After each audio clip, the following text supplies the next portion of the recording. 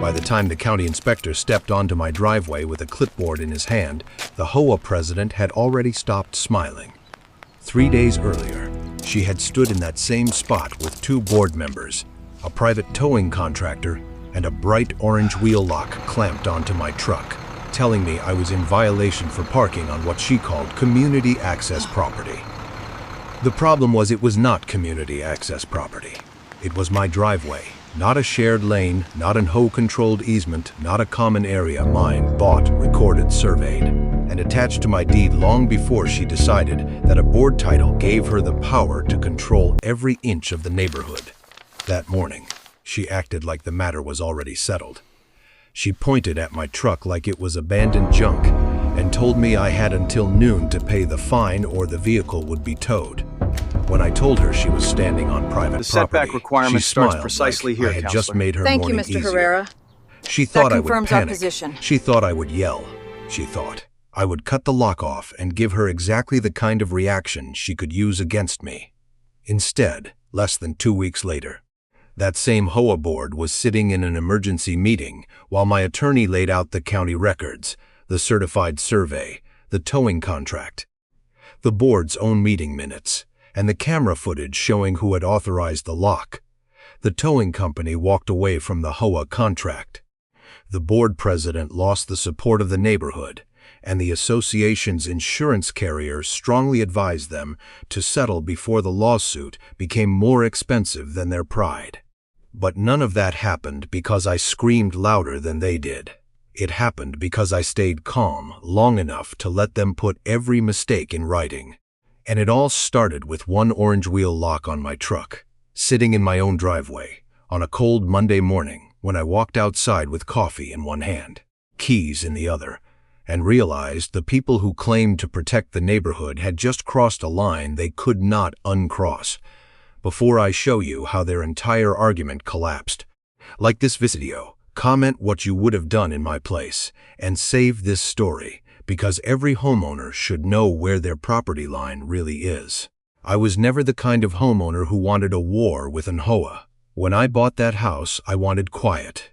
I wanted a place where I could come home after work, park my truck, drink coffee on the porch, and feel like the little piece of land under my feet actually belonged to me. The house was not fancy. The kitchen was dated. The garage door groaned, and the back fence leaned after heavy rain. But it had one thing I cared about more than anything else. It had its own private driveway. That driveway ran along the side of the house and opened into a small concrete pad beside my garage. To most people, it was just a strip of concrete to me. It meant security. It meant I could park my work truck without blocking the street.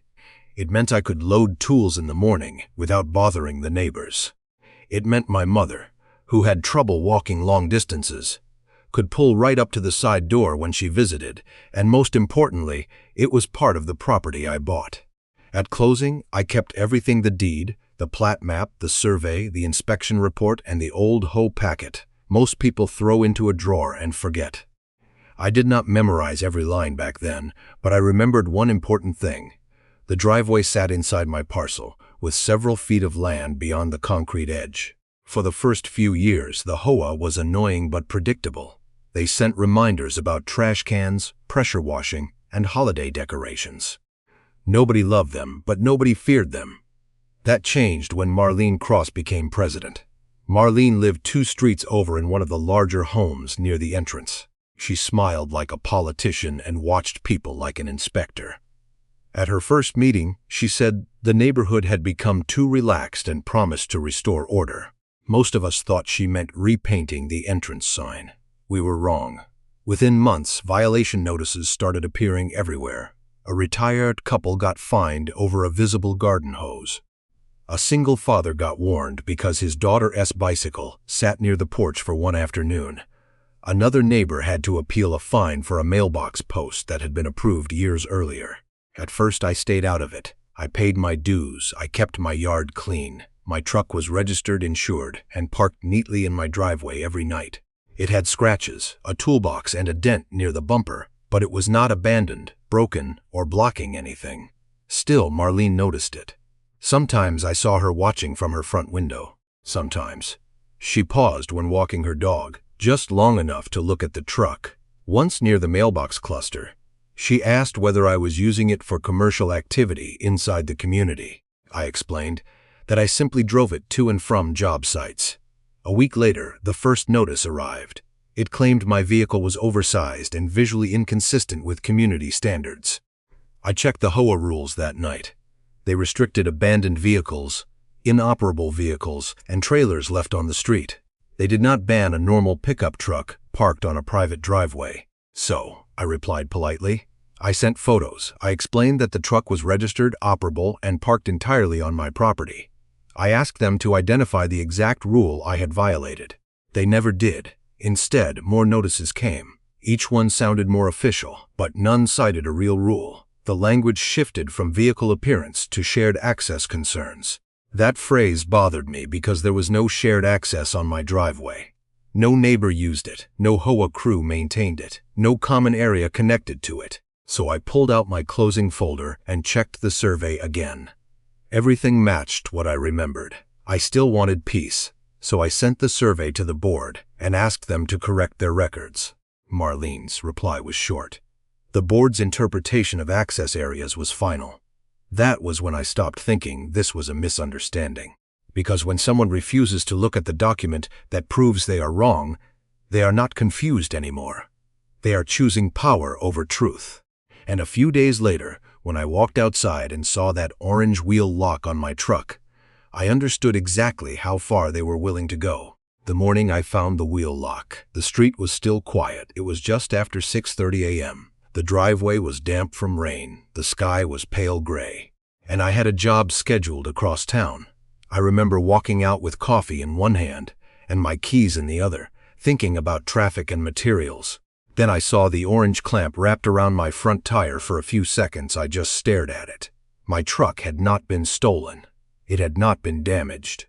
But it had been trapped on my own driveway, like I had done something criminal. A white notice was taped to the windshield. Across the top in bold letters, it said, "Final notice of HOA enforcement action." It claimed the truck had been immobilized for continued unauthorized parking within a community access area. It listed a fine, an immobilization fee, and a daily charge if the violation continued. Then I looked toward the street and saw Marlene. She was standing near the curb with two board members and a private tow truck behind her. One board member held a folder against his chest like he was carrying court papers. The tow driver leaned against the hood, looking bored, as if locking cars before sunrise was just another Monday. Marlene walked toward me with that calm, practiced expression she used at meetings.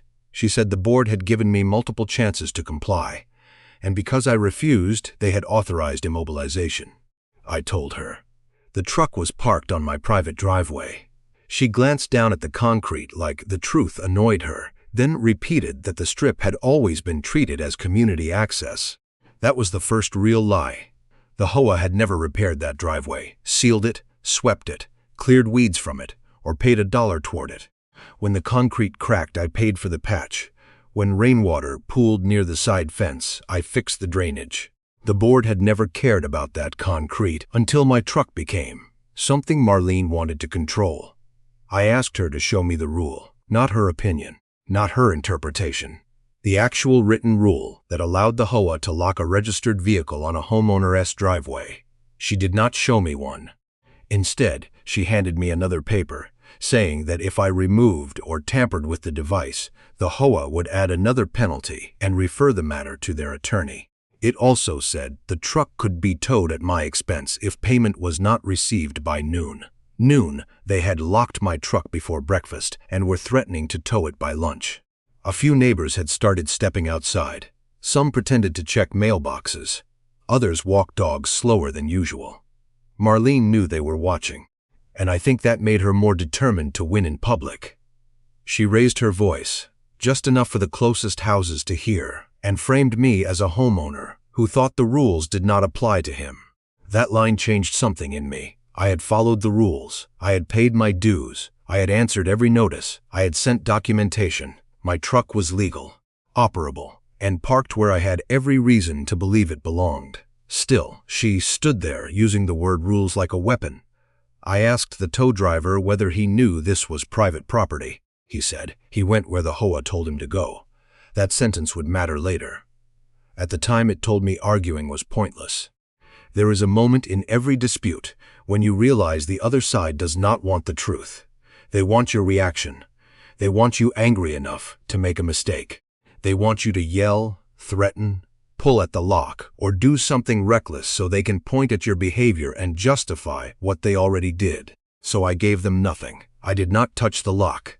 I did not block the tow truck. I did not call anyone names. I pulled out my phone, started recording, and asked Marlene to confirm that she had authorized a private company to immobilize my vehicle while it was parked on my deeded driveway for the first time. Her expression changed. She avoided the direct answer and said all enforcement actions were authorized by the board. Then she walked away like she had won.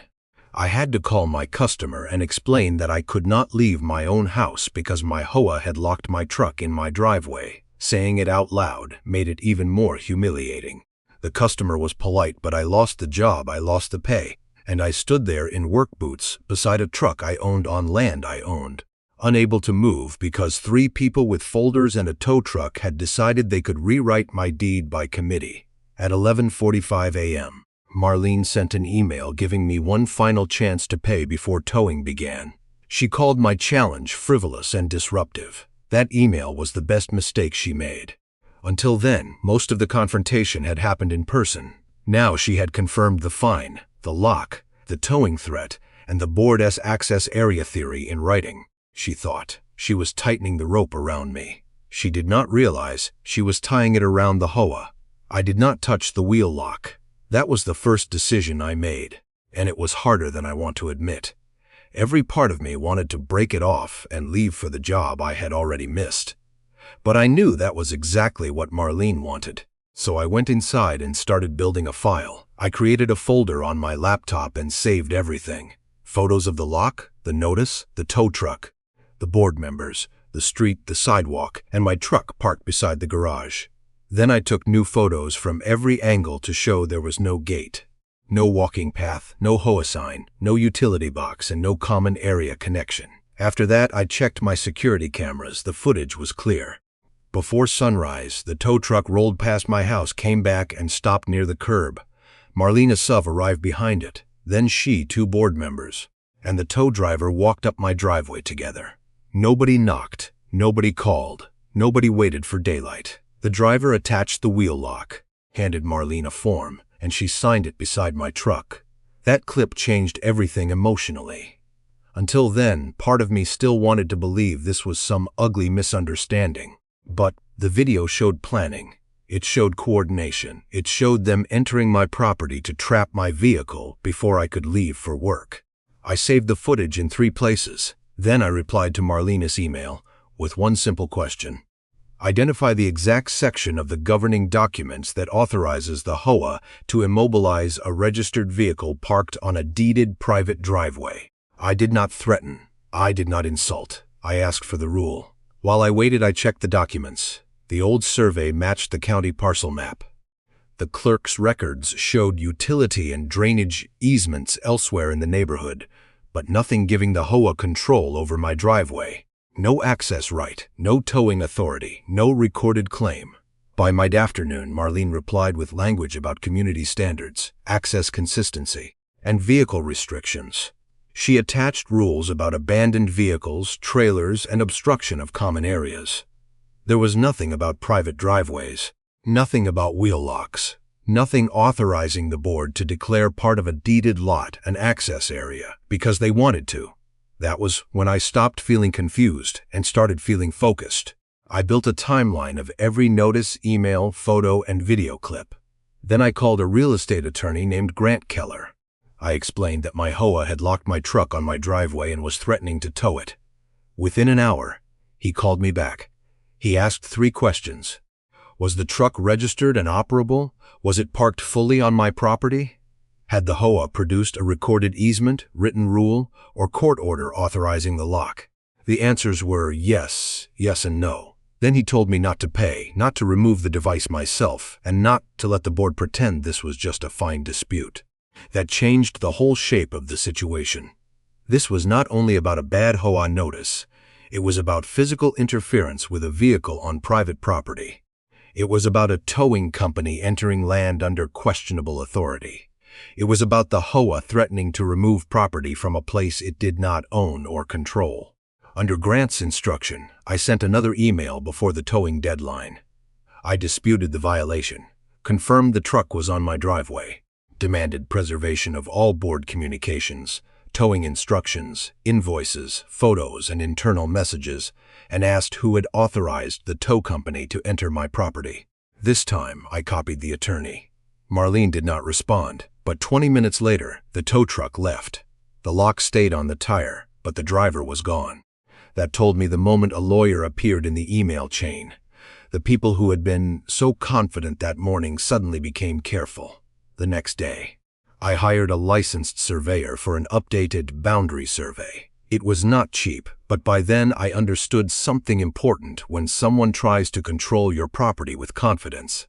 You cannot fight confidence with opinion, you fight it with records. 2 days later, the surveyor placed bright pink flags along the property line. Those flags did more than confirm what I already knew. They removed every excuse, the driveway, the grass strip beside it, and the exact area where the wheel lock had been installed were all inside my property. The closest HOA common area was nowhere near the truck. I sent the certified survey to Grant, he replied with 6 words.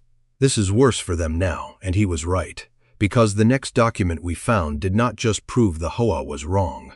It proved they had been warned before. The document that changed everything was not my survey. It was the HOA's own record. After reviewing the certified survey, Grant told me to request the association's board meeting minutes, enforcement history, towing policy, and any documents related to vehicle restrictions or access area disputes. At first, I expected nothing useful. Maybe generic meeting summaries, maybe a few complaints about parking. But the HOA stalled for 2 days before the management company finally sent a scanned packet of old minutes. Most of it was ordinary neighborhood business. Pool repairs, budget approvals, mailbox colors, holiday lights. Then I saw the heading, Private Driveway Enforcement Concerns. I leaned closer to the screen. According to those minutes, the HOA's previous attorney had warned the board that private driveways were not common areas. The warning said, deeded driveways could not be treated as shared access unless a recorded easement existed.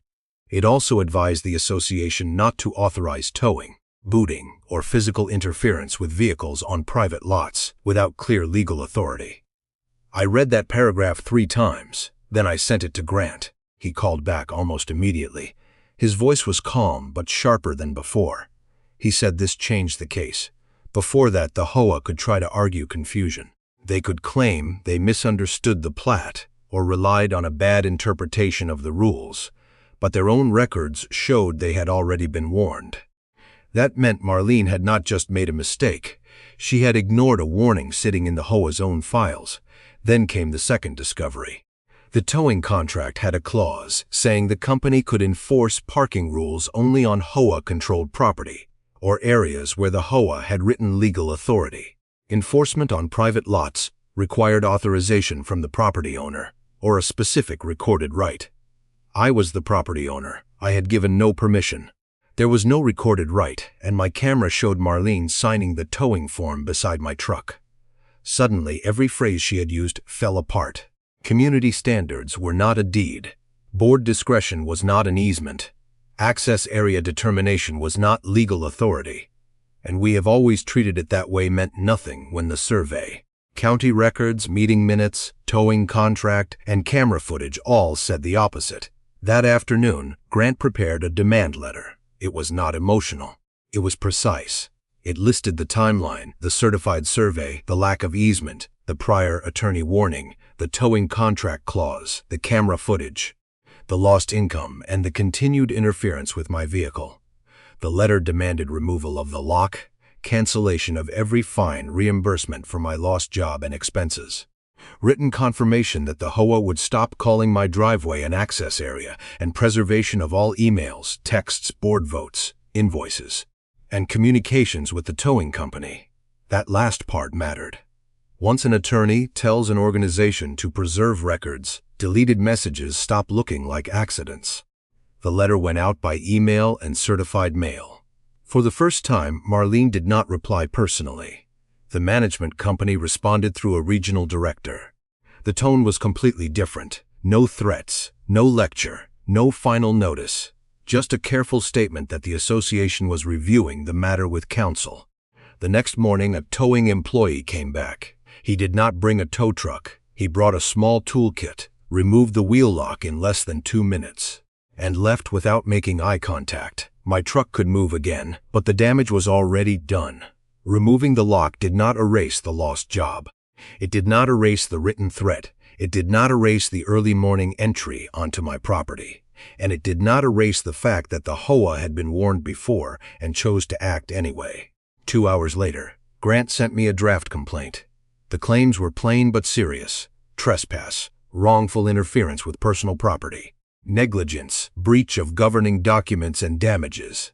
That was the moment the power shifted completely. For days, Marlene had acted like I was a homeowner begging the board for mercy. Now the board's actions were being judged. Their emails were being reviewed. Their contract was being examined. Their minutes were being pulled apart line by line. And the most satisfying part was that I did not have to exaggerate anything. I only had to put their own documents in the right order. When the county inspector arrived, Marlene was not standing in my driveway anymore. That was the first difference I noticed. A week earlier, she had walked across that concrete like she owned it. But now, with a county vehicle at the curb and my attorney beside the garage holding a folder, she stayed on the sidewalk with her arms crossed. The inspector's name was Paul Herrera. He was not dramatic. He did not raise his voice. He did not act impressed by the board, the management company, or Marlene's title. He simply asked for the certified survey, the recorded plat, the parcel map, and whatever document the HOA claimed gave it authority over the area. Grant handed him the records. Marlene tried to explain that the board had always considered the strip part of the neighborhood S access plan. Paul listened, then asked for the recorded easement. There was none. He walked the boundary with the surveyor's flags. Still in place, he compared them to the plat, checked the driveway, looked at the grass strip, and stood exactly where the tow driver had installed the lock. Then he confirmed what mattered. The county records did not show that area as HOA common property, and nothing in the files supported the board's claim of shared access. Grant asked him to put that confirmation in writing. Paul said he would. That was when Marlene tried to shift the blame. She suggested the towing company should have verified the location before installing the lock. The tow company supervisor, who had come after Grant notified them of the claim, pushed back immediately. The driver had acted under written HOA authorization. Then Grant opened the camera footage on his tablet. The clip showed Marlene signing the form beside my truck. The air changed. It was no longer a neighborhood disagreement. It was a documented chain of decisions, and every person standing there understood that each decision had a name attached to it. A sheriff's deputy arrived later to create an incident record. He did not arrest anyone, and that was never the point. He reviewed the basic documents, watched the footage, wrote down the names, and created a report number.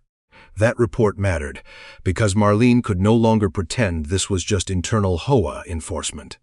The county had confirmed the property status. The towing company had acknowledged it acted under HOA instruction. The sheriff had documented the incident. The story was now official. Marlene's voice got quieter after that. She stopped saying access area. She stopped saying board discretion. She stopped saying I had ignored the rules. Instead, she said the documents were confusing. She said the board had relied on advice. She said nobody intended harm. She said the situation had been blown out of proportion. Grant did not argue. He asked whether she had received my survey before authorizing the lock. She admitted she had. He asked whether the board records contained the prior warning about private driveway enforcement. She said she had not personally reviewed that section. He asked whether she had signed the towing authorization. Nobody needed her answer. The video had already answered for her. 2 nights later, the HOA held an emergency meeting at the clubhouse. I almost did not go. I was tired of the whole thing, but Grant told me to be there.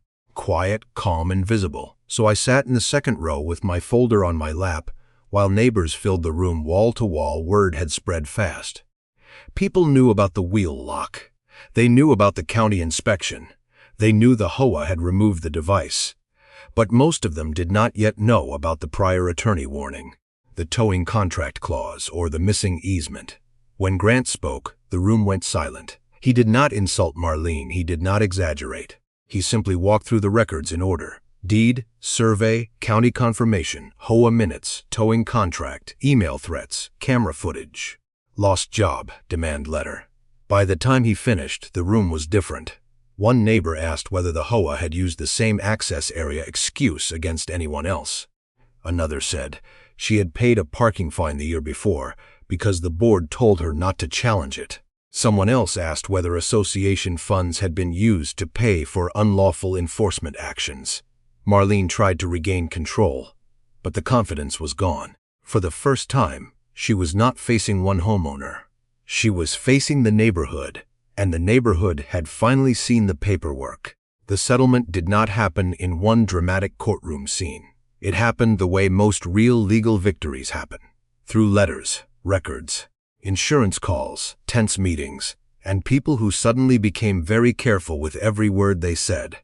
3 weeks after the county confirmation, the HOA agreed to cancel every fine connected to my truck.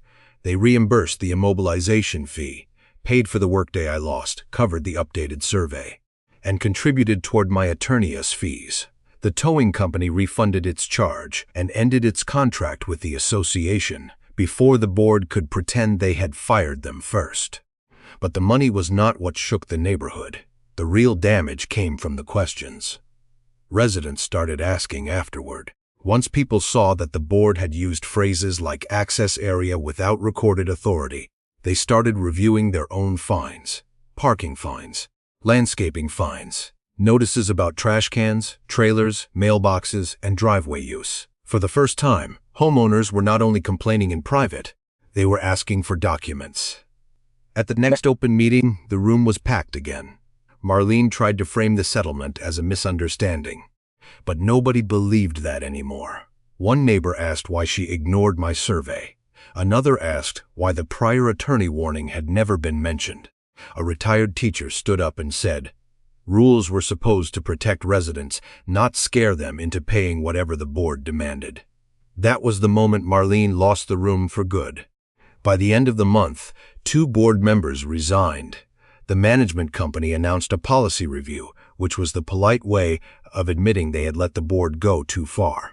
The towing policy was suspended until a new attorney could rewrite it. And Marlene Cross, the woman who once stood in my driveway and acted like homeowners did not know better than the board, stepped down as HOA president after a recall petition gathered more signatures than anyone expected. I never got a real apology. There was a sentence in the settlement letter about the association regretting any inconvenience caused by the enforcement action. That was as close as they came. But by then, I did not need her apology. I had my truck back. I had my driveway back. And more importantly, the neighborhood had proof that an HOA letterhead does not magically turn an opinion into law. A few weeks later, I saw my neighbor across the street standing near his garage with a folder in his hand. He laughed and told me he had ordered a copy of his own survey. Then another neighbor did the same. Then another. Suddenly, people who had lived there for years were learning where their property lines were, what the HOA could enforce and what it could not touch. That felt better than revenge, because I did not win by cutting off the lock.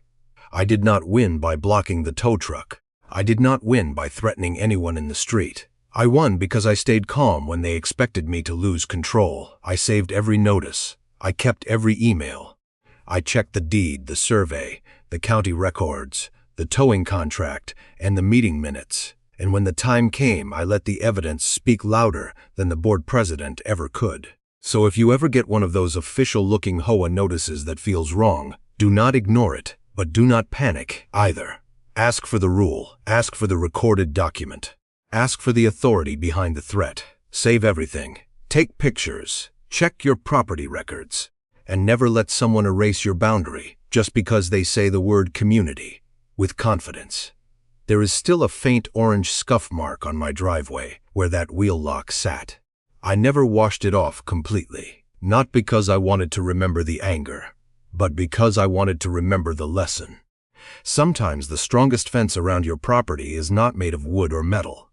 Sometimes it is a folder full of proof.